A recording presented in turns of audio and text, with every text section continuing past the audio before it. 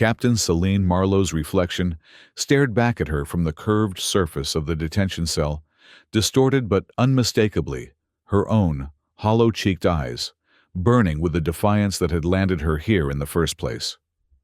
The glow of emergency lighting cast her features in an eerie red, turning the sweat on her brow to droplets of blood. Subject XJ-13, prepare for final processing. The automated voice echoed through the cramped space of her cell aboard the Galactic Disposal Federation barge. She had a name, damn it. But here she was, just another piece of organic waste awaiting recycling. Celine straightened her back, squared her shoulders, a military habit she'd never shaken, despite years in diplomatic service. The irony wasn't lost on her. She'd spent the last decade of her life facilitating peace across star systems, only to be deemed hazardous material by the very bureaucracy she once served. Subject XJ-13 refusal to comply will result in immediate neural suppression. "I'm moving," she growled, stepping toward the pneumatic door as it hissed open. Two enforcement drones flanked her, their ocular sensors tracking her every movement, shock prods extended and humming with potential energy. The corridor beyond was a sterile nightmare of brushed metal and clinical lighting. Other cells lined the passage, each containing beings who had committed the crime of inconvenience, species deemed unprofitable, politically problematic, or simply in the way of more powerful interests. A robed official waited at the end of the corridor datapad, clutched in spindly fingers. The Alturian's translucent skin revealed the nervous fluttering of multiple hearts beneath the surface. Captain Marlowe. It said, the translator pendant at its throat, converting clicks and whistles to standard galactic English. "I see you maintain the formality of your former rank. Admirable if futile. And you maintain the pretense of protocol while shipping thinking beings off to die?" Celine replied, her voice steady, despite the rage boiling beneath.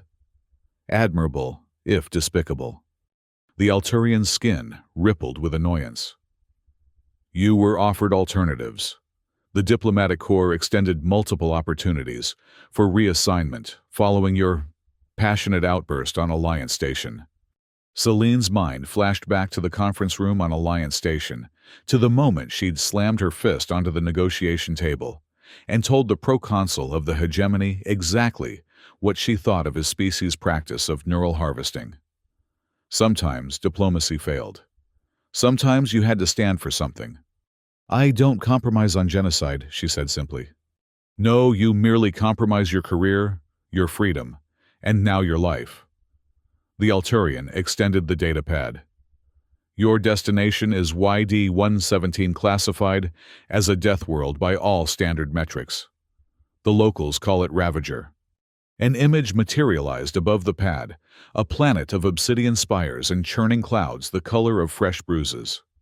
Lightning ripped across its tortured atmosphere, followed by downpours that could melt standard alloys. Atmospheric composition is primarily sulfuric compounds with trace oxygen. Surface temperatures fluctuate between extremes.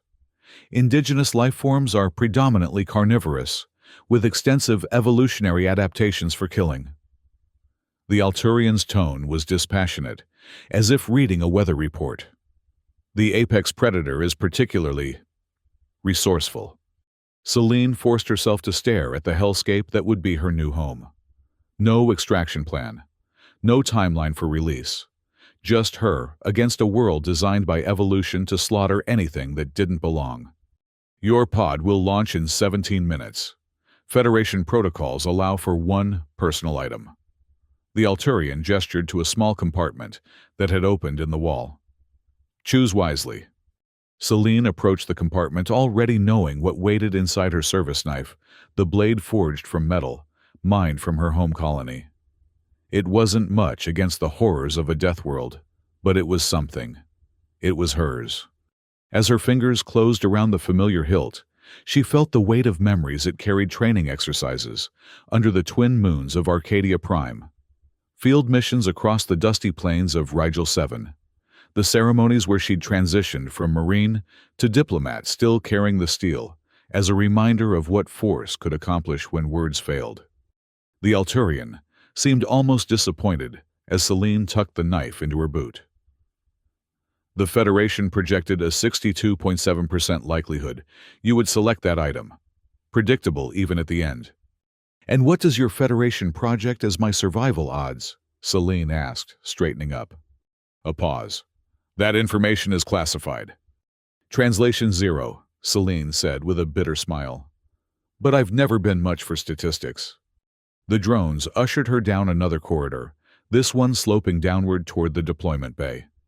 Each step brought her closer to whatever fate awaited on Ravager.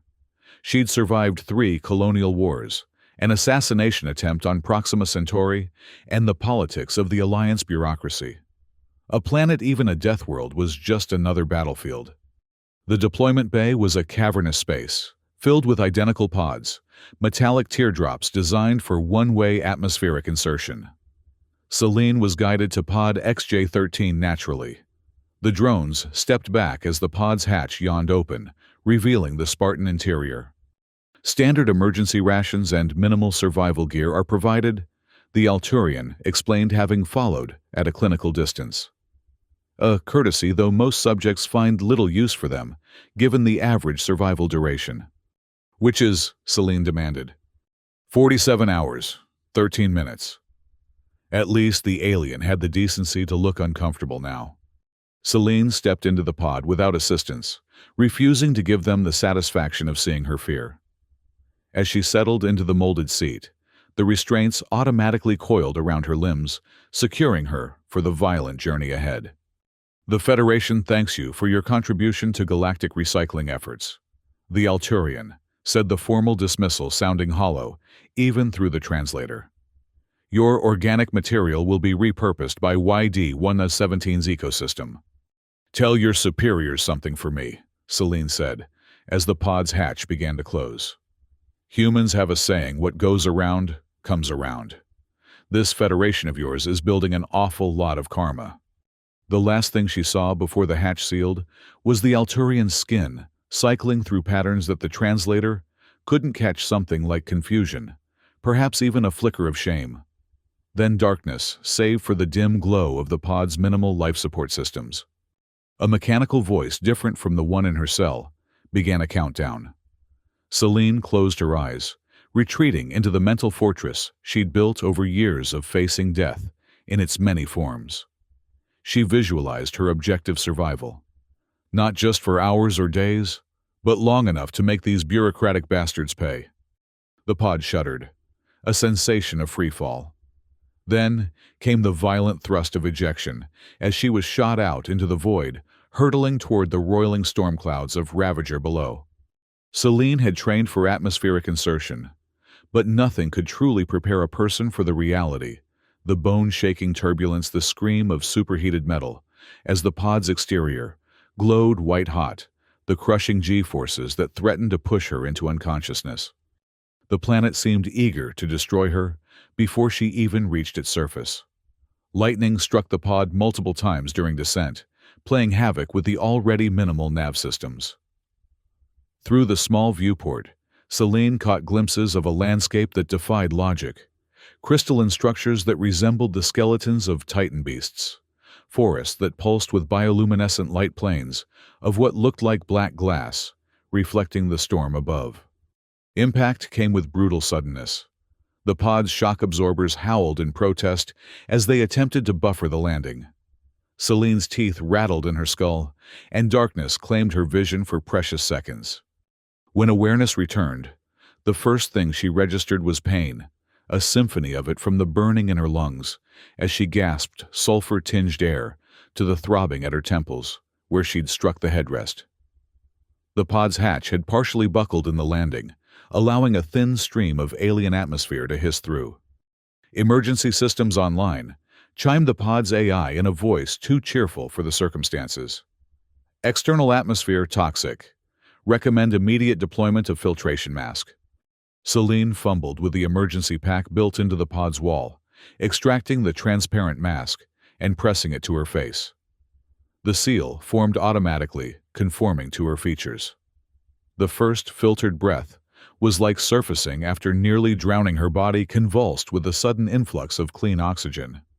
Warning: mask filtration effective for approximately 72 hours under current atmospheric conditions. 3 days. She had 3 days to figure out a more permanent solution. The restraints released with a pneumatic hiss, allowing Celine to lever herself upright. Pain shot through her left ankle, a sprain, possibly worse. She'd need to wrap it before attempting to move far. The emergency pack yielded a compression bandage, which she applied with practiced efficiency. External temperature 47 degrees Celsius. Humidity 89%. Warning: acid precipitation imminent. Fantastic, Celine muttered, her voice sounding strange through the mask's filter. She had landed in what appeared to be a valley, surrounded by those obsidian spires she'd glimpsed during descent. Now, looming above her, they resembled nothing so much as the teeth of some gargantuan beast, black and gleaming with wicked points that seemed to scrape the churning sky. The ground beneath the pod was a composite of razor-sharp volcanic rock and a substance that resembled ash, but moved like liquid when disturbed. Each small shift of the pod caused ripples to spread outward through the ash fluid, disappearing into the gloom beyond. Celine accessed the pod's external sensors, bringing up a rudimentary scan of her immediate surroundings. No immediate life signs, though. Something was interfering with the more distant readings, perhaps the metallic content of those spires, or some natural radiation from the planet itself. She needed to salvage what she could before venturing out. The standard survival kit was a joke: basic rations that would last maybe 2 days, a multi-tool with minimal functionality, and a handheld analyzer for testing potentially edible materials. But Celine had prepared for this moment ever since her arrest. Prying open a section of the pod's interior paneling officially off-limits to deportees, she revealed her insurance policy. During processing, she'd managed to secrete several vital supplies in a maintenance compartment that the drones had overlooked: water purification tablets, a compact medical kit with broad-spectrum antibiotics, a thermal blanket that could double as camouflage, and most importantly, a handheld scanner far more sophisticated than the Federation-provided analyzer. The pod suddenly shifted, tilting several degrees as something disturbed the ground beneath it. Celine froze, listening intently. The external sensors showed nothing, but every instinct honed through years of combat screamed that she was not alone. Checking that her knife was secure in her boot, Celine cautiously approached the damaged hatch. It took all her strength to force it open, far enough for her to squeeze through the metal, groaning in protest. The full assault of Ravager hit her as she emerged, heat, like a physical blow, air that tasted of metal and rot, even through the filtration mask, gravity, slightly stronger than standard, that made each movement a deliberate effort. The light was strange, filtered through those churning clouds into a perpetual toxic dusk. Celine's first step onto Ravager's surface sank ankle-deep into the ash fluid, which clung to her standard-issue deportee coveralls, like hungry mouths. She pulled free with a sickening slurp, finding firmer footing on an outcropping of the obsidian rock. It was then she saw them tracks.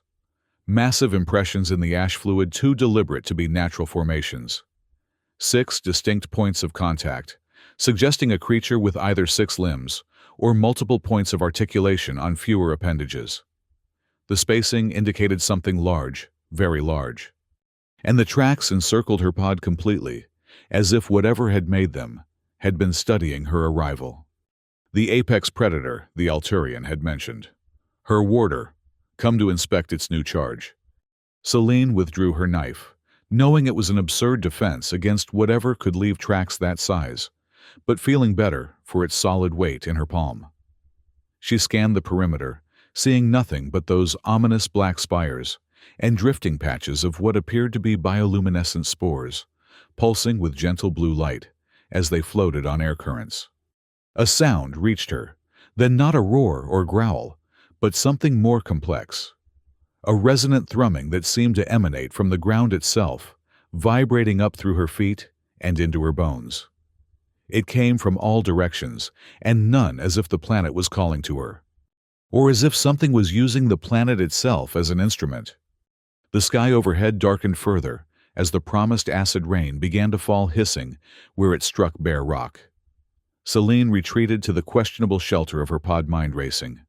She needed a defensible position, clean water, and a way to extend the life of her filtration mask.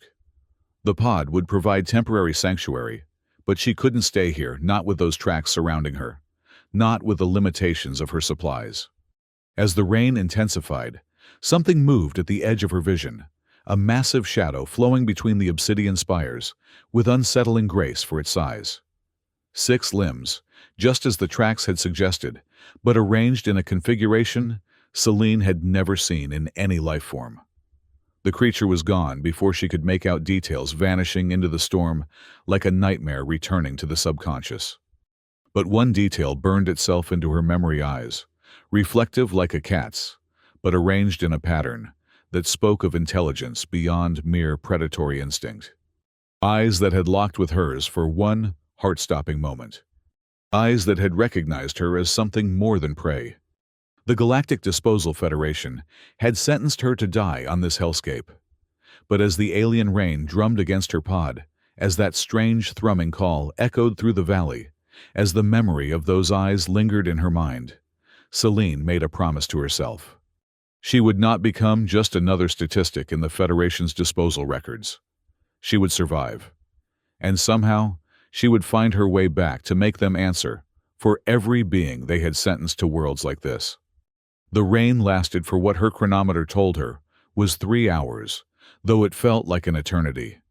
Each droplet that struck the pod left a small smoking impression in the metal evidence of the caustic nature of Ravager's precipitation.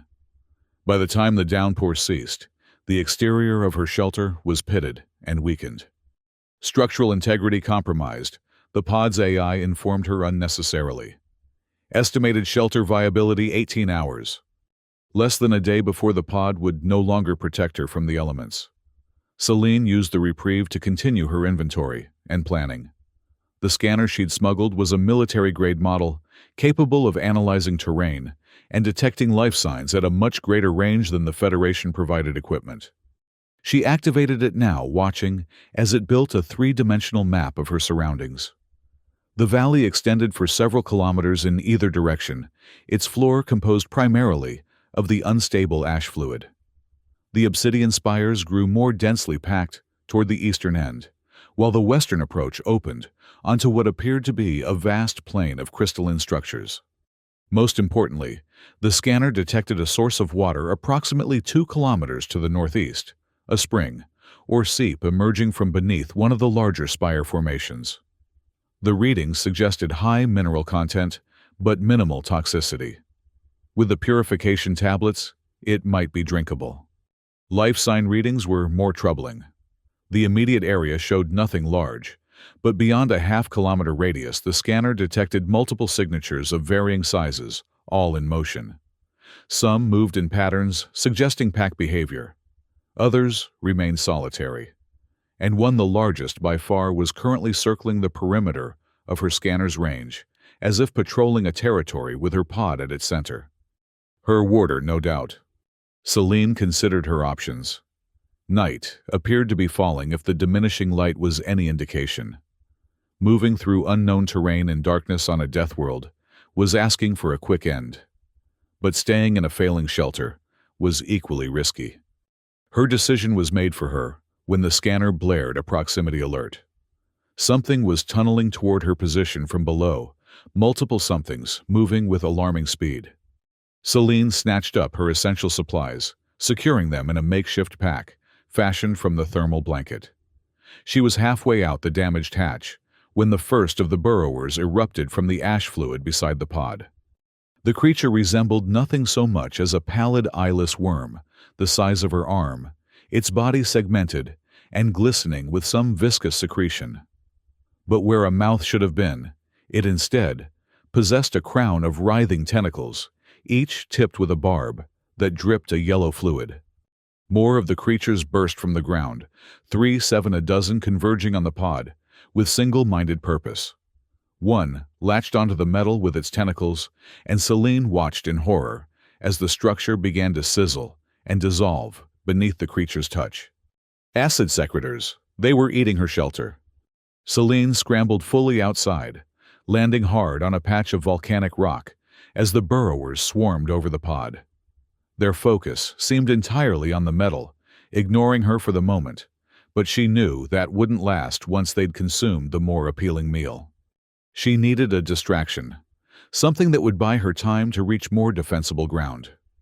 The multi-tool from the survival kit included a rudimentary sonic emitter for signaling not powerful enough to serve as a weapon, but perhaps. An idea formed.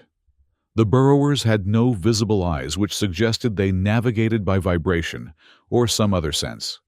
Sound might disorient them long enough for her to escape. Working quickly, Celine modified the emitter, overriding its safety limitations, to produce a high-frequency pulse that would burn out the device after a single use. She set it for a 10-second delay and tossed it as far as she could in the opposite direction from her planned escape route. When the emitter activated, the effect on the burrowers was immediate and dramatic. They convulsed as if in agony, releasing their hold on the pod and thrashing wildly in the ash fluid. Several turned on each other, barbed tentacles, lashing out in confused aggression. Celine didn't wait to see more. Keeping to the rocky outcroppings where possible, she began making her way toward the water source, each step careful on the treacherous terrain. The distant thrumming call she'd heard earlier came again, more insistent now, vibrating through the obsidian spires and causing small avalanches of crystal shards to rain down around her. Was it a warning? A hunting cry? Communication among whatever apex species ruled this valley? Impossible to know, but the sound stirred something primal in her, an instinct to seek cover that overrode even her military training. Celine found temporary shelter beneath an overhang, where two spires had collided and fused, creating a small cave, just large enough to accommodate her if she crouched. The scanner showed no immediate threats, though the larger life sign, her warder, had changed course, moving more directly toward her position now. Had it somehow sensed her movement? Was it drawn by the disturbance with the burrowers? Or was this simply coincidence, the random patrol pattern of a territorial predator? Celine checked her filtration mask, noting with concern that condensation was already building up around the seals. The humid atmosphere was taxing the system faster than its specs had indicated. She might have less than the promised 72 hours before breathing became a life-threatening problem. As full darkness descended, Ravager revealed a new face. The bioluminescent spores she'd noticed earlier emerged in force, drifting in complex patterns that almost resembled weather systems in miniature. They cast the landscape in an eerie blue glow, transforming the obsidian spires into towers of midnight, shot through with veins of living light. It was beautiful in the way that only truly deadly things could be, the hypnotic pattern of a venomous serpent, the perfect symmetry of a predator's killing stroke. The life signs on her scanner multiplied as nocturnal hunters emerged from whatever daylight sanctuaries they claimed. Most were small, but some registered large enough to pose a threat. All moved with purpose, following patterns that suggested established hunting grounds and territories. Celine realized she would need to move despite the darkness. The concentration of predators was increasing around her position, perhaps drawn by her unfamiliar scent or the disturbance she'd caused. The water source was still over a kilometer away, but remaining here invited discovery. She emerged from her temporary shelter, keeping low and moving from shadow to shadow where possible. The terrain grew increasingly difficult. Razor-sharp crystal formations jutted from the ground without warning, and patches of what looked like vegetation turned out to be colonies of stationary predators, their tendrils snapping at anything that passed too close. An hour into her journey, the scanner warned her of approaching life signs, a pack of smaller predators moving with coordinated precision that suggested intelligence. Celine quickened her pace, but the uneven ground and her injured ankle made swift movement dangerous.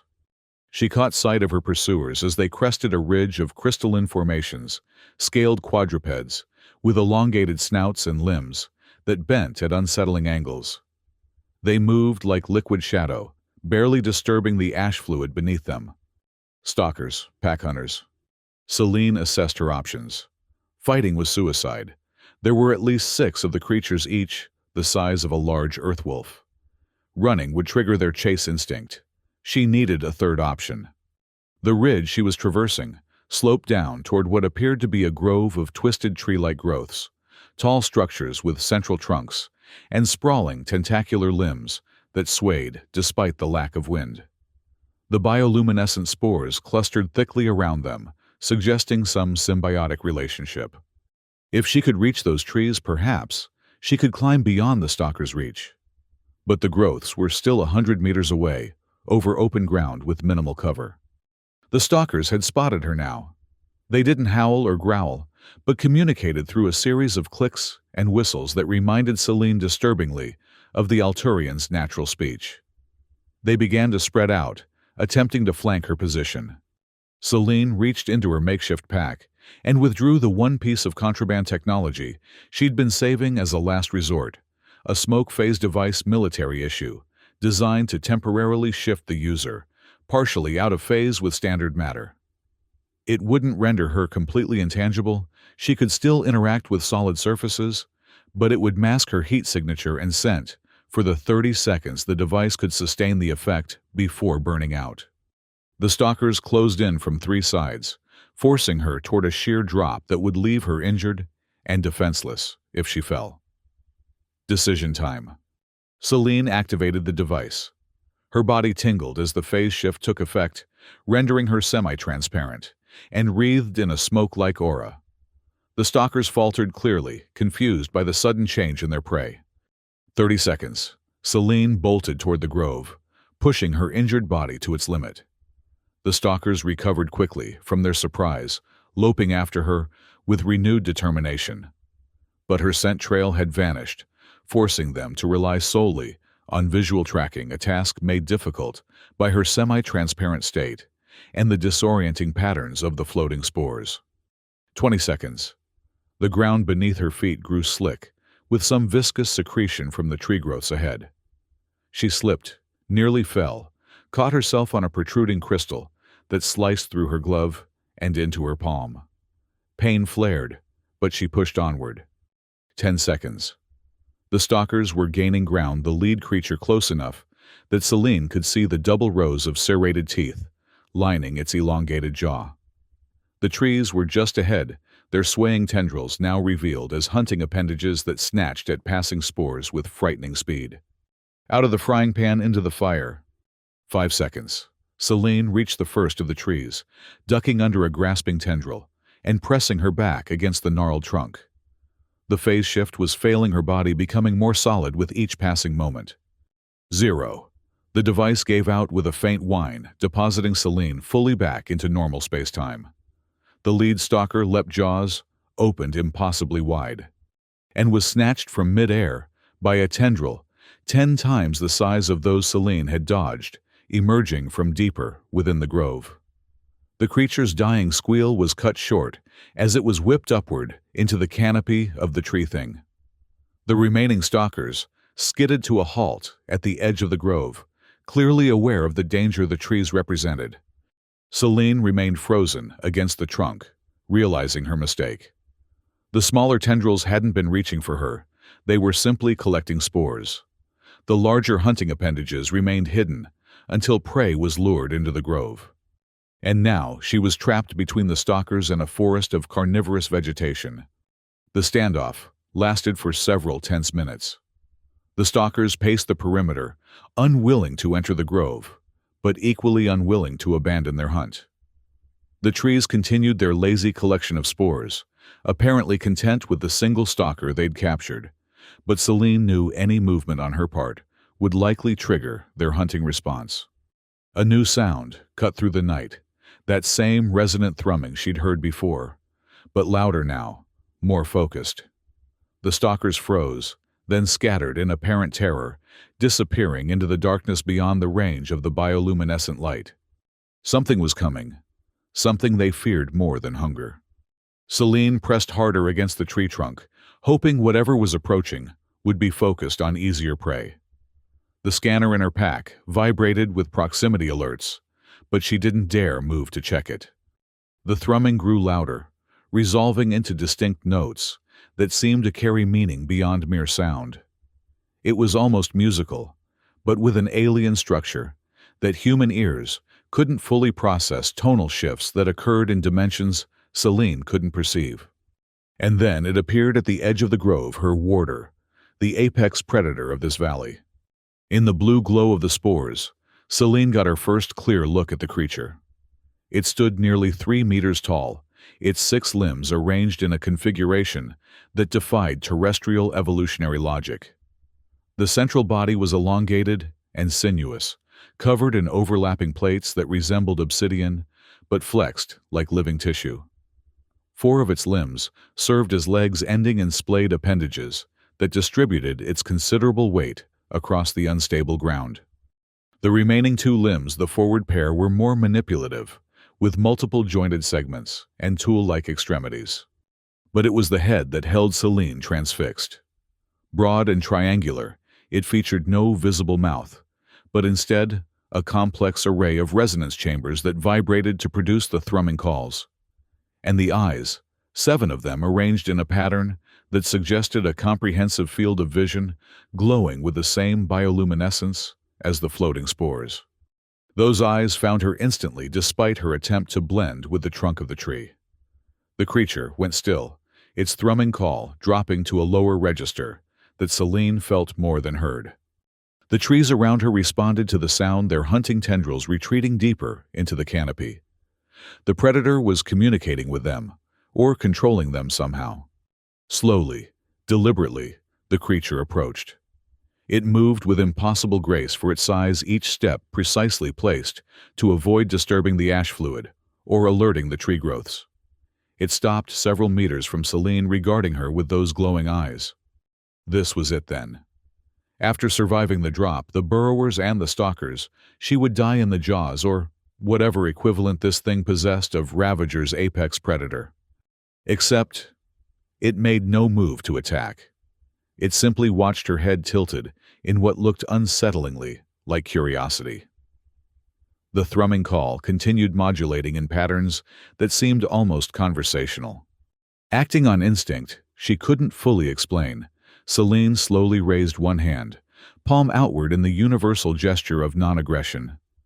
The creature's eyes tracked the movement, several of them blinking in sequence, rather than simultaneously.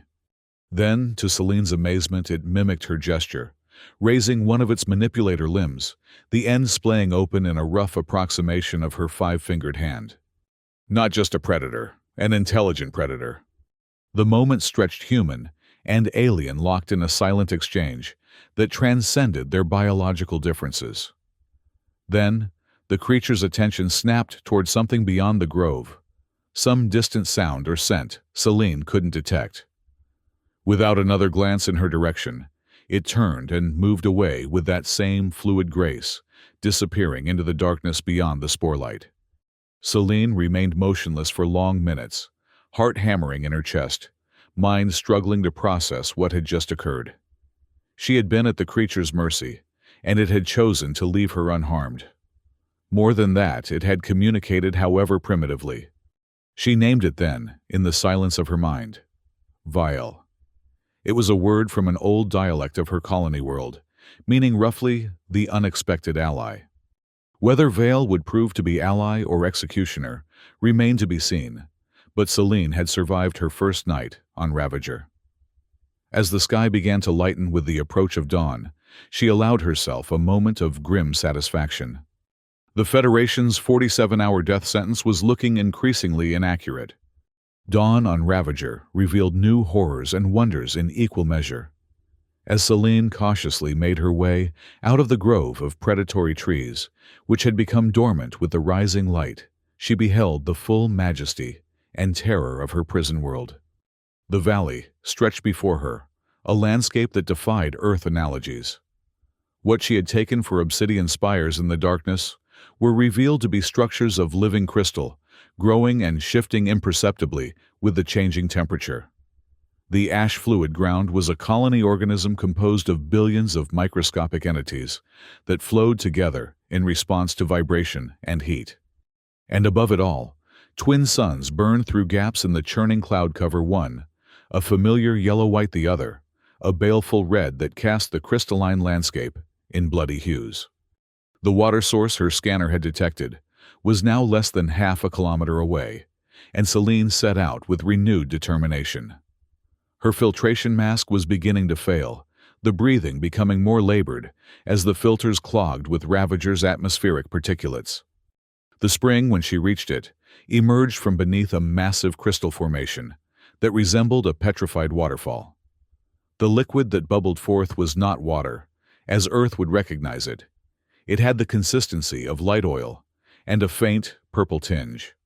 But her scanner confirmed it contained H2O among other compounds. The purification tablets might make it potable, if not pleasant. As Celine filled her salvaged containment vessel, her scanner alerted her to movement, a familiar signature, approaching from the direction she had come. Vial. The predator had followed her, maintaining a consistent distance of about 200 meters, neither closing in for an attack nor retreating from her presence. A shadow fell across her as she worked, and Celine looked up to find herself beneath a drifting organism that resembled a jellyfish crossed with a hot air balloon, a translucent sac filled with some lighter-than-air gas trailing tendrils that occasionally sparked with electrical discharges. It floated overhead, seemingly carried by air currents, but Celine noted how its trajectory changed whenever it neared one of the crystal spires. Not random movement, but navigation. Life here had adapted to conditions that would kill Earth organisms in seconds. Celine needed to adapt as well, and quickly. The purification tablet dissolved in the purple liquid, triggering a chemical reaction that separated the H2O from its more alien components. The result was a clear fluid that her scanner deemed safe for human consumption, though it registered a high mineral content that would likely give it a metallic taste. Celine's first sip confirmed this. It tasted like licking a copper pipe, but it was wet and it was clean. She drank deeply, then refilled her container. One problem temporarily solved. The filtration mask was another matter. Its projected 72-hour lifespan had been grossly optimistic under Ravager's actual conditions. She estimated she had perhaps 24 hours remaining before breathing would become impossible. A distant thrumming called her attention back to Vale's position. The predator had emerged from behind a cluster of smaller crystal formations and now stood in plain view, those bioluminescent eyes fixed on Celine's location. The call it produced seemed different in daylight, more focused, almost deliberate in its modulation. Was it attempting communication again, warning her away from its territory? Impossible to know. What Celine did know was that her presence had disrupted the local ecosystem. The scanner showed most smaller life forms, giving her a wide berth, their movement patterns altering to avoid her path. Only Vale seemed interested in her continued existence. Acting on a hunch that might prove fatal, Celine raised her container of purified water and took another deliberate sip, maintaining eye contact with the distant predator. Then, she set the container down on a flat section of crystal and stepped back, gesturing toward it with an open hand. For long moments, nothing happened. Then Vial moved forward with that unsettling fluid grace, covering the distance between them with frightening speed. It stopped several meters from the container, its resonance chambers vibrating in that complex pattern Celine was beginning to recognize as its form of speech.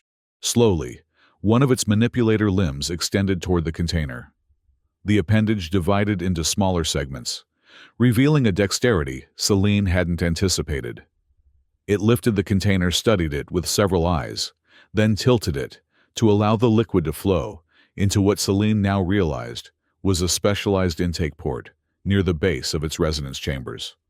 Vial was drinking the water she had purified. When the container was empty, the creature placed it precisely where Celine had left it, then backed away to its previous position.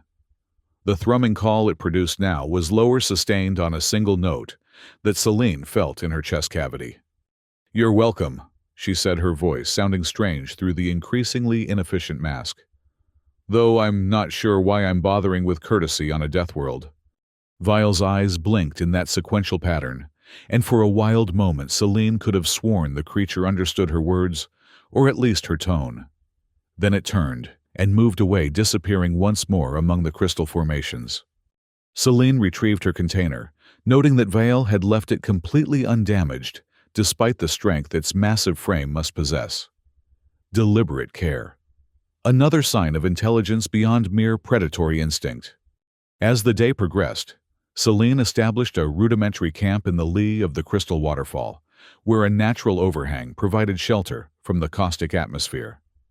Her scanner showed the local area to be relatively free of immediate threats, though distant life signs moved continuously at the periphery of its range. She used the time to take stock of her situation and plan her next moves. The mask was her most pressing concern. Without a replacement or a way to recharge its filtration capabilities, she would suffocate in the toxic atmosphere within a day. The pod's emergency systems had included a basic atmospheric analysis kit, which Celine now used to study Ravager's air in more detail. The primary toxins were sulfur compounds and metallic particulates, with oxygen present, but bound in molecules her lungs couldn't process. However, the scanner detected trace amounts of familiar gases venting from fissures in the crystalline structures, including nitrogen and unbound oxygen. If she could collect enough of these gases and find a way to pressurize them, she might be able to create breathable air pockets, at least temporarily. But how to collect invisible gases with minimal equipment? Celine stared at the drifting balloon jellyfish above, watching as one descended to skim the surface of the spring, its tendrils absorbing liquid that was then transported to the gas sac. Biological collection. The answer was in the local ecosystem. Further scanner analysis revealed that the balloon creatures were concentrating specific atmospheric components in their gas sacs, including, miraculously, oxygen. If she could safely capture one of the smaller specimens. Celine's planning was interrupted by a change in the light. The twin suns, visible through breaks in the cloud cover, were being obscured by a new weather system, one that filled her with dread. The clouds on the horizon were darker, boiling with internal lightning advancing with unnatural speed. An acid storm. Far worse than the rain she had experienced upon arrival.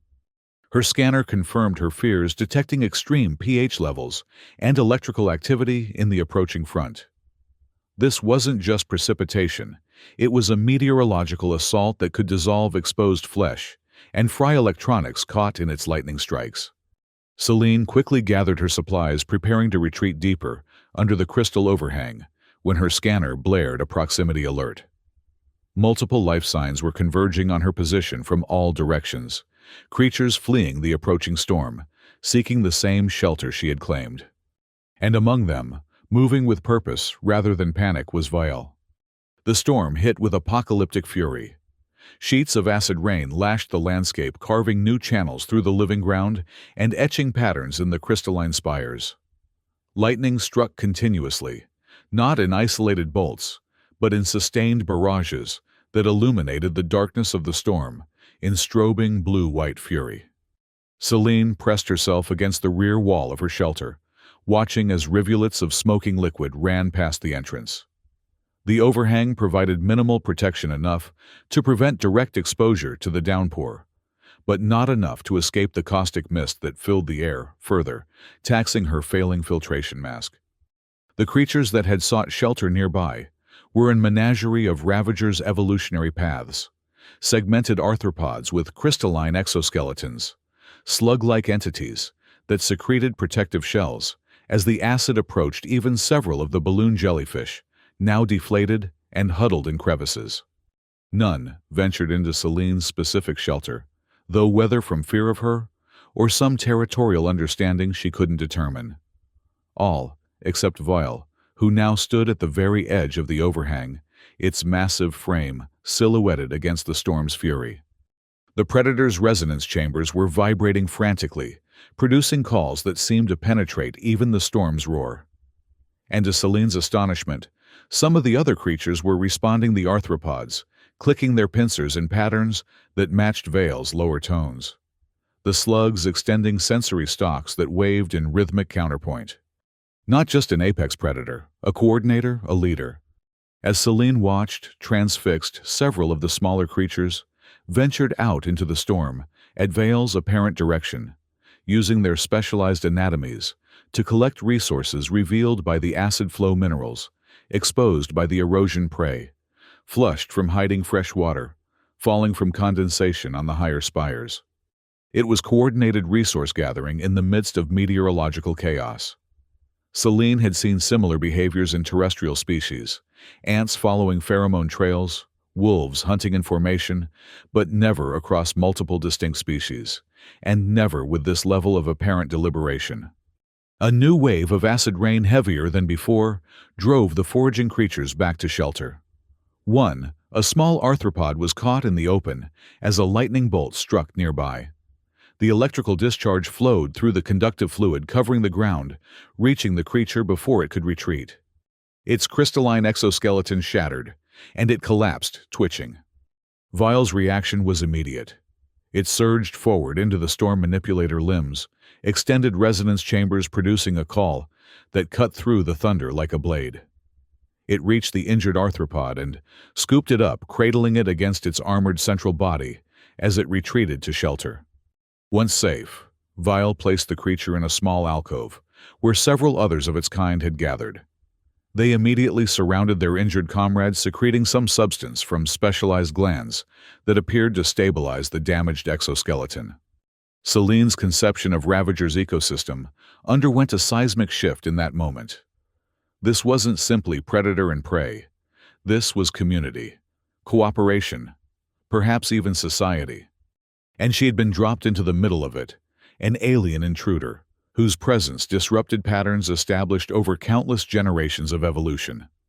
The implications were staggering and potentially fatal for her, if she couldn't find a way to integrate rather than interfere. The Federation had assumed Ravager's dangers were purely physical, hostile atmosphere, deadly predators, extreme weather.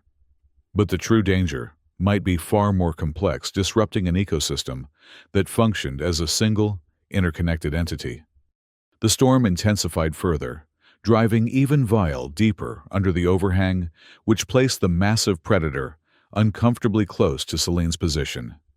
She tensed, hand dropping to her knife, though she knew it would provide little defense if the creature decided she was a threat. Instead, Vale settled into a position that blocked most of the wind-driven acid spray from reaching her, its armored body serving as an additional barrier between Celine and the storm's fury. A deliberate action, not coincidental positioning.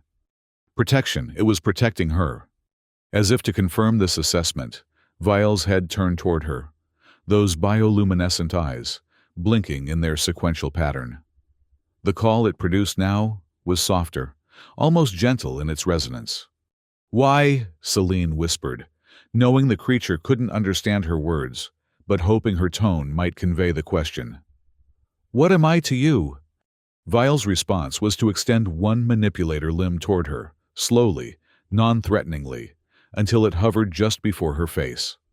The appendage delicately touched her filtration mask, tracing its outline with a precision that belied the limb's size. The mask. Vile recognized it as technology, as a tool, perhaps even understood its purpose. Celine remained perfectly still, allowing the examination.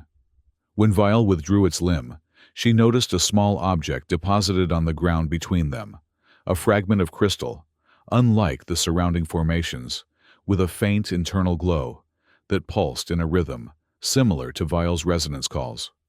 A gift, a tool of its own. Cautiously, Celine picked up the crystal. Her scanner identified it as a complex silicate structure with unusual electromagnetic properties. It appeared to be absorbing certain wavelengths of radiation and emitting others in a controlled pattern. As she held it, Celine noticed her scanner's atmospheric readings changing. The crystal was somehow filtering the air in its immediate vicinity, catalyzing reactions that neutralized some of the toxic compounds. A natural air purifier. Celine looked up at Vale, understanding dawning. "You know I'm suffocating," she said quietly. "And you're trying to help." Whether Vile understood her words, or merely her change in body language, it responded with a thrumming call that vibrated the crystal in her hand, intensifying its purification effect. Symbiosis. Ravager's ecology wasn't based solely on predation, but on complex symbiotic relationship species, assisting each other for mutual benefit. And somehow, impossibly, Vile had extended this principle to include her, an alien intruder. The storm reached its crescendo acid rain, now falling with such intensity that it carved new geometries into the crystal formations outside their shelter. Lightning struck continuously, creating a web of electric fire across the valley floor that illuminated the scene in harsh, blue-white clarity. In that flickering light, Celine saw something that chilled her blood, despite the revelation of Vile's apparent alliance. Floating through the storm, seemingly immune to both acid and lightning, were organisms unlike any she had yet encountered, spherical structures of interwoven fibers, pulsing with internal bioluminescence, trailing tendrils that whipped in the gale-force winds. Spores, but far larger and more complex than those she had seen previously. Vile's reaction confirmed her suspicion that these were a threat beyond even the storm itself. The massive predator produced a warning call that sent the other sheltering creatures retreating deeper into crevices. It positioned itself fully in front of Celine, its armored body forming a living wall between her and the approaching spore entities. The scanner provided grim details. The spores were producing electromagnetic fields that disrupted electronic systems, including, potentially, her mask's already failing filtration mechanisms and the crystal's purification effect. More alarmingly, they appeared to be moving against the wind, suggesting self-propulsion rather than passive drift. Hunters, then, using the storm as cover for their approach. One of the spores detached from the main cluster, accelerating toward their shelter with deliberate intent. Vile's resonance chambers produced a new sound, not a call, but a weapon, a focused burst of acoustic energy that visibly distorted the air between predator and spore. The sound struck the approaching spore like a physical blow, disrupting its structure and sending it tumbling away on the storm winds. But more were coming, adapting their approach to avoid direct exposure to Vile's sonic attacks. Celine needed to contribute to this defense or risk becoming a liability rather than an ally. Her options were limited. The knife was useless against airborne threats, and her remaining equipment was largely analytical rather than offensive. Then, she remembered her analyzer, the more sophisticated scanner she'd smuggled aboard. It included a sampling mechanism designed to collect and study biological material, including a low-powered electromagnetic pulse for sterilization purposes. If she could modify it to amplify that pulse. Working quickly, Celine disassembled the device, bypassing safety limitations and rerouting power from its other systems to the EM generator. The result would be crude, but potentially effective: a single, high-powered electromagnetic pulse that might disrupt the spore's internal systems.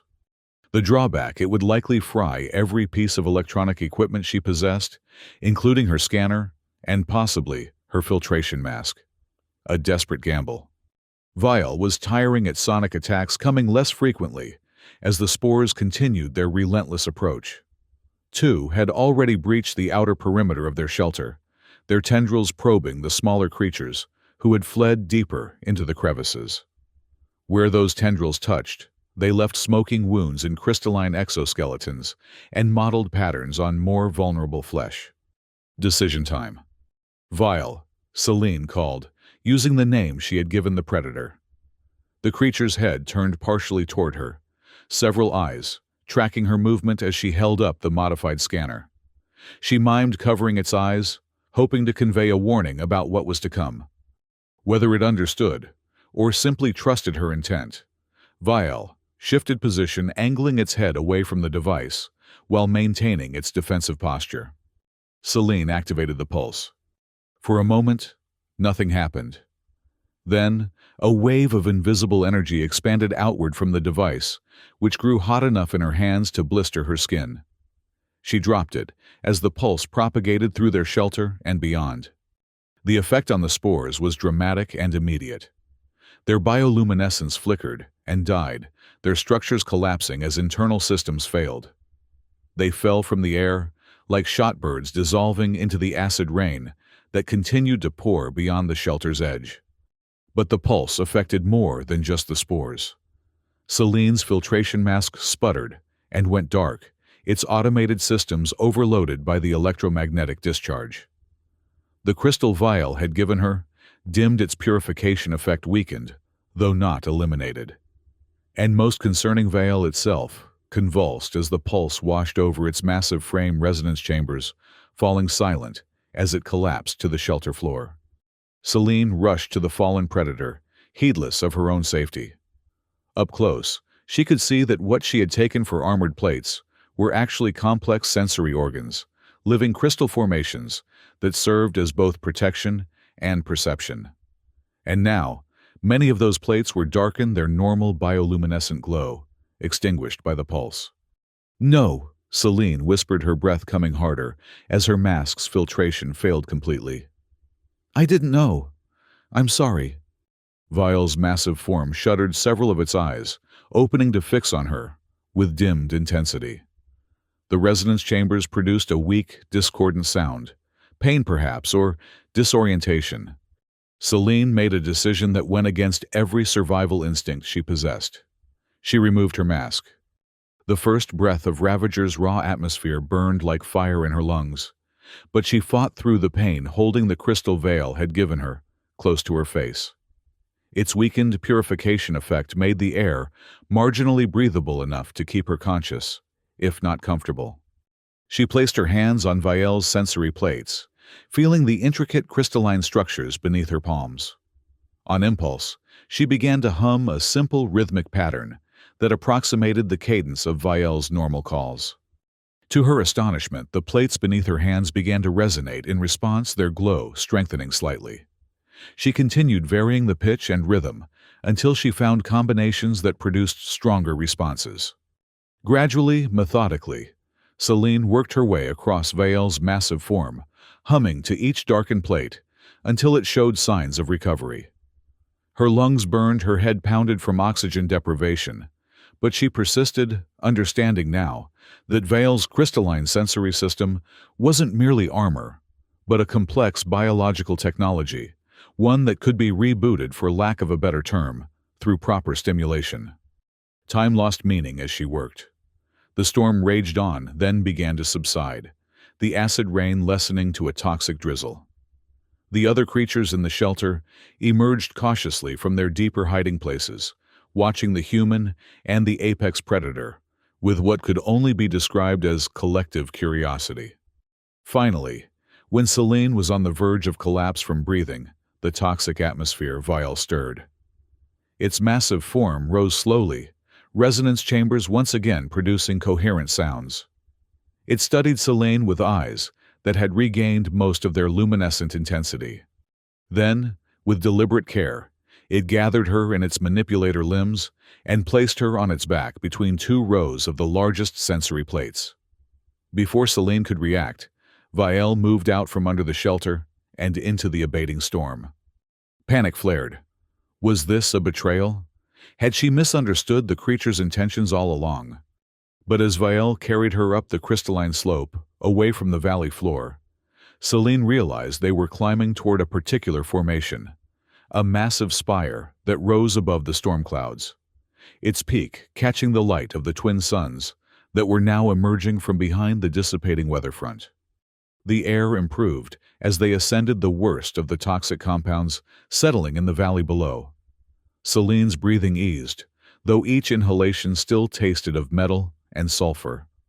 The crystal in her hand continued its purification effect, creating a bubble of marginally breathable air around her. Vial's climbing was sure and swift, each placement of its 6 limbs finding secure purchase on the seemingly smooth crystal face.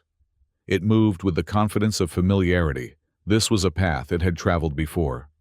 They emerged above the cloud layer, onto a plateau of living crystal that pulsed with internal light. The twin suns shone directly overhead, their combined radiation warming the platform to a comfortable temperature. And most importantly, the air here was significantly cleaner. Still not Earth standard, but breathable without immediate damage. Vielle deposited Selene gently onto the crystal surface, then moved to what appeared to be a natural basin in the center of the plateau. The basin contained a liquid similar to what she had purified at the spring below, but with a clarity that suggested it was naturally filtered by the surrounding crystal. Fresh water. And when Selene tested it with her remaining purification tablet, it proved potable without additional treatment. As she drank deeply, quenching the thirst that had built during her ordeal, Selene understood what had happened. Vielle hadn't merely protected her during the storm, it had brought her to a sanctuary, a place where survival was possible without technological assistance. The predator settled nearby resonance chambers, producing that gentle thrumming that Selene was beginning to interpret as contentment or rest. Its eyes watched her, with what she could only describe as concerned attention, tracking her movements as she explored the plateau. The crystal surface was inscribed with patterns that seemed too regular to be natural formations. Concentric circles, spiraling lines, geometric shapes that reminded Selene of mathematical constants. Some glowed more brightly than others, pulsing in rhythms that matched Vielle's resonance calls. A record or a language. Selene traced one of the patterns with her finger, feeling the crystal warm beneath her touch. To her surprise, it emitted a soft tone that harmonized with Vielle's ambient thrumming. The predator responded immediately, moving closer and using its manipulator limbs to guide her hand to different patterns. Each produced a unique tone when touched, and together they formed sequences that resembled music or speech. Communication. Vielle was attempting to teach her its language. For hours, as the twin suns traversed Ravager's sky, Selene worked with Vielle to establish basic communication. It was painfully slow. Human vocal cords couldn't reproduce the complex resonances of Vielle's calls, and Vielle lacked the anatomy for human speech, but a rudimentary understanding began to form through the shared medium of the crystal patterns. Concepts emerged: safety, danger, water, food. Vielle seemed particularly interested in teaching Selene the pattern for home, repeatedly guiding her fingers to trace a specific spiral that produced a haunting, multi-layered tone. As darkness fell, and the bioluminescent glow of the plateau intensified, Selene realized that Vielle wasn't simply ensuring her survival. It was integrating her into Ravager's complex ecosystem, teaching her to exist in harmony with its deadly beauty, rather than in opposition to it. The Federation had sentenced her to die, but they had inadvertently given her something far more valuable, a new perspective on what constituted life, intelligence, and community.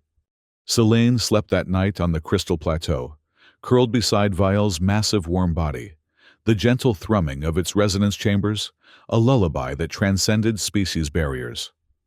For the first time since her arrival on Ravager, she didn't fear what the morning would bring. She awoke to a changed world. The plateau was bathed in the rose-gold light of dawn, the twin suns creating a spectacle of refracted brilliance through the crystal formations. But it wasn't the natural beauty that captured Selene's attention. It was the distant speck in the sky growing larger by the moment.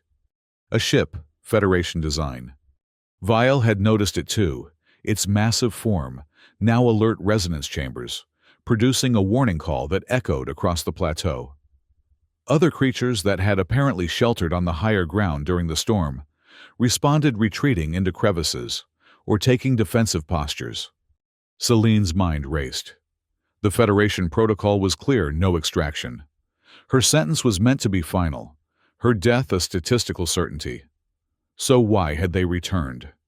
The answer came with the growing clarity of the approaching vessel, not a full transport, but a patrol cutter, likely investigating the electromagnetic pulse she had generated during the storm. Such anomalies would be recorded and investigated, part of the Federation's monitoring of its disposal worlds. Hope flared. If she could signal the cutter, possibly communicate her identity. But the hope died as quickly as it had formed. Federation protocol for contaminated disposal subjects was equally clear: termination to prevent ecological disruption. If they identified her as a human who had survived and integrated with Ravager's ecosystem, they would consider her a threat to their careful balance of extermination and neglect. And Vial, they would certainly eliminate Vial, whose intelligence and coordination abilities represented a direct challenge to the Federation's classification of Ravager as uninhabited by sentient life.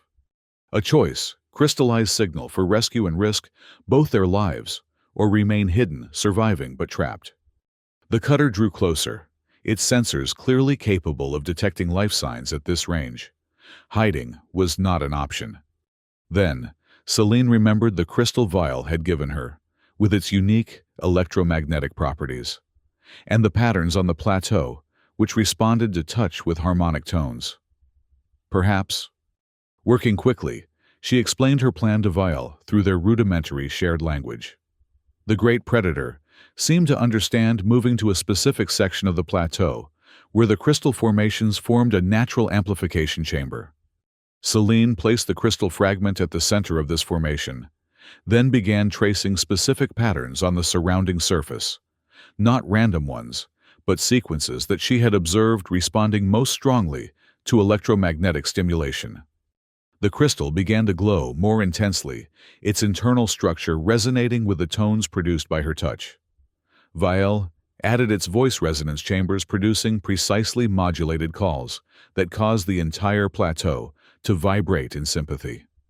Together, they created something neither could have achieved alone, an amplified signal pulsing outward on frequencies the Federation cutter would recognize as artificial and deliberate. Not a distress call, but a communication. Not "save me," but "recognize us." The cutter altered course, descending toward the plateau with ominous precision. Celine stood her ground as the vessel settled onto the crystal surface, some 50 meters away, its engines powering down with a diminishing whine. A hatch opened in the cutter's side, and 3 figures emerged, 2 enforcement officers, in the distinctive gray armor of the Federation pulse rifles, raised and ready, and between them, an Alturian in the formal robes of a disposal administrator. Celine recognized the latter with a jolt of surprise, the same Alturian who had processed her sentence aboard the barge, who had watched her pod launch toward what should have been certain death. Subject XJ-13. The Alturian called its translator pendant, converting its natural speech to the harsh tones of Federation standard. You have violated disposal protocols by unauthorized survival, beyond projected parameters. My name, Celine replied, her voice rough from breathing Ravager's toxic atmosphere, is Captain Celine Marlowe, and I'm not the one violating protocols right now. The Alturian's skin rippled with that same annoyance she remembered from their last encounter. Your designation is irrelevant. You have integrated with local fauna in violation of non-interference directives. It gestured toward Vial, who stood protectively at Celine's side.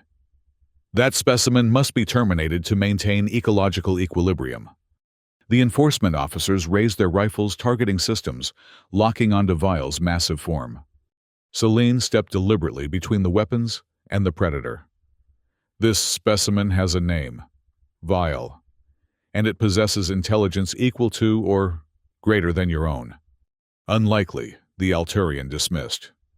YD-117 has been thoroughly evaluated for sentient life. No species meeting criteria for protected status was detected. Because you didn't look, Celine challenged. You saw predators and prey, not community, not cooperation, not society. The Alturian's skin flickered with uncertainty, its translator struggling to keep pace with the rapid shifts in its coloration. Regardless, Federation protocol is clear. Contamination must be contained. Lieutenant Corps, it addressed one of the officers, proceed with termination. The officer Corps hesitated, his helmet visor reflecting the bioluminescent glow of Vial's eyes. Administrator, respectfully, I'm reading unusual neural activity from the indigenous specimen. Pattern recognition suggests potential sentience. Your scanner is malfunctioning, the Alturian snapped. Execute your orders, Lieutenant. Celine seized the opening. Before you fire that weapon, Lieutenant, You should know that I've transmitted a full record of Ravager's ecosystem to the Ascended Council. A lie, but one, based on a truth the Federation feared the oversight body that theoretically controlled the disposal program, but rarely intervened. Including evidence of multiple sentient species being systematically exterminated through your recycling program. The Alturian's skin went completely transparent. Shock or fear, Celine couldn't tell which. The Ascended Council has no jurisdiction over disposal protocols. They do when those protocols violate the Sentient Rights Charter. Celine countered, drawing on her diplomatic training to project an authority she wasn't sure she still possessed. A charter your Federation signed and is currently violating on at least 17 worlds based on what I've observed here. Lieutenant Kor lowered his weapon slightly. Administrator Protocol 34B requires verification of sentience claims before proceeding with termination. There is no verification required. The Alturian insisted, its voice rising in pitch as its agitation increased. The Federation has already classified YD-117 as non-sentient. Then, explain this, Celine challenged, placing her hand on one of the plateau's crystal patterns. It resonated with a complex harmonic tone, which Vielle immediately matched and elaborated upon with its resonance chambers. The pattern beneath Celine's hand glowed brighter, then shifted, reorganizing into a new configuration that matched the cadence of Vielle's call. Written language. Evolving responsive written language. Lieutenant Kor's scanner chirped insistently. Administrator, I'm detecting coordinated neural activity between multiple life forms, not just the apex predator, but throughout the plateau ecosystem. This is a network. The second officer had lowered his weapon now, as well, clearly disturbed by what they were witnessing. Celine pressed her advantage. Lieutenant, your own readings confirm what I've been telling you. Ravager isn't just a planet, it's a community of interconnected intelligent species, and the Federation has been using it as a dumping ground for inconvenient problems. The Alturian's translator seemed to be struggling with its increasingly erratic speech patterns. These readings are anomalous, isolated. They do not reflect the overall classification parameters of YD-117. Then, perhaps, Celine suggested, her voice hardening, the classification parameters are flawed. Perhaps they were designed to justify disposal, rather than accurately assess life. Vielle, sensing the shift in power dynamics, produced a new sound, not a defensive warning, but a clear, resonant tone that seemed to demand attention. The crystal plateau beneath them responded, illuminating patterns in a sequence that radiated outward from their position. And from the valleys below, answering calls rose up, hundreds of them, thousands, in a chorus of alien voices that even the Federation's limited sensors couldn't ignore.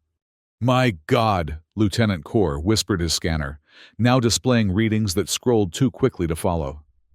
It's a planetary consciousness. They're all connected. The Alturian seemed to shrink within its robes, its skin cycling through patterns of distress. This changes nothing. Federation Protocol. Federation Protocol.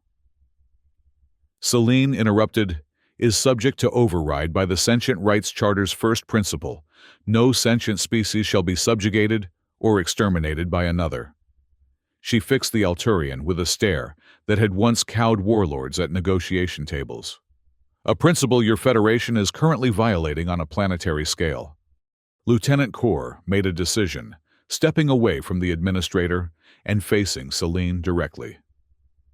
Captain Marlowe, your credentials as a diplomatic envoy are still valid in Alliance databases. Under Section 12 of the Mutual Defense Treaty, I am obligated to recognize your authority in matters of first contact. The Alturian's translator emitted a squeal of protest. The human is a disposal subject. She has no standing. The human, Kor replied evenly, is a captain of the Marine Diplomatic Corps with 17 commendations for first contact protocols, and she appears to have established successful communication with a previously unrecognized sentient species. He turned to the second officer. Ensign, prepare the comm array for a direct transmission to Alliance Command. Priority Alpha. As the ensign moved to comply, the Alturian made a desperate lunge toward the ship, perhaps hoping to prevent the communication. Vile reacted with blinding speed, not attacking, but simply interposing its massive form between the administrator and the cutter. The message was clear: no further interference would be tolerated. The next hours unfolded in a blur of activity. Kor established the communication link with Alliance Command, who patched through to the Ascended Council's adjunct monitoring station. Evidence was transmitted: scanner readings of Ravager's neural network recordings of Vile's communication with other species, images of the evolving crystal language. The response was swift and unequivocal. YD-117 was to be immediately reclassified as a protected sentient world, all disposal operations suspended pending full investigation of Federation practices. As sunset painted Ravager's crystalline landscape in shades of amber and gold, Celine stood with Vile at the edge of the plateau, watching as the cutter prepared for departure. Lieutenant Kor approached, his helmet now removed, to reveal a face young but marked by the gravity of the day's revelations. "Captain Marlowe," he said formally, "Alliance Command has restored your commission and diplomatic status. They've requested your immediate return for debriefing on the situation here." Celine nodded, having expected as much. "And Vile, the Ascended Council has granted provisional sentient right status to the entire Ravager ecosystem, with particular recognition of the Apex Coordinator species." Kor glanced at the massive predator with undisguised wonder. "They've requested a designated representative for future negotiations." "Vile isn't just a representative," Celine corrected. "Vile is an equal partner in whatever comes next." Kor nodded, accepting the correction. "Of course, the Council actually suggested. They suggested you might both serve as joint envoys for the transition period, if you're willing." Celine turned to Vale, using their shared crystal language to explain the proposal. The Predator's response was a resonant call that filled the plateau with harmonics of what Celine had come to recognize as affirmation. "We accept," she told Kor, "but we'll need to establish protocols for communication and environmental controls aboard your vessel recognition of sovereignty." Kor held up a hand, a smile breaking through his professional demeanor. "Captain, the details are for diplomats to hammer out. I'm just a lieutenant who's very glad he didn't follow orders to terminate the most remarkable lifeform I've ever encountered." The Alturian administrator had been confined to quarters aboard the cutter, its protests ignored in the face of the Ascended Council's direct intervention. The Federation's disposal program faced a reckoning that would reshape interstellar policy for generations to come. As they prepared to board the cutter, Celine paused at the threshold, looking back at Ravager's savage beauty. The Federation had sent her here to die an inconvenient truth-teller, relegated to a footnote in their disposal records. Instead, she had found something beyond survival. She had found purpose. In the deadly embrace of a Deathworld, she had discovered a community that transcended biological boundaries, a cooperation that defied the Federation's simplistic classifications of predator and prey. Vile joined her at the hatch, its massive form somehow elegant in the waning light. Together, they stepped aboard the vessel that would carry them not to separation, but to a future where their unlikely alliance might reshape the very concept of sentience across the galaxy. The Federation had dropped her on a Deathworld, but the Apex Predator wouldn't let her leave alone.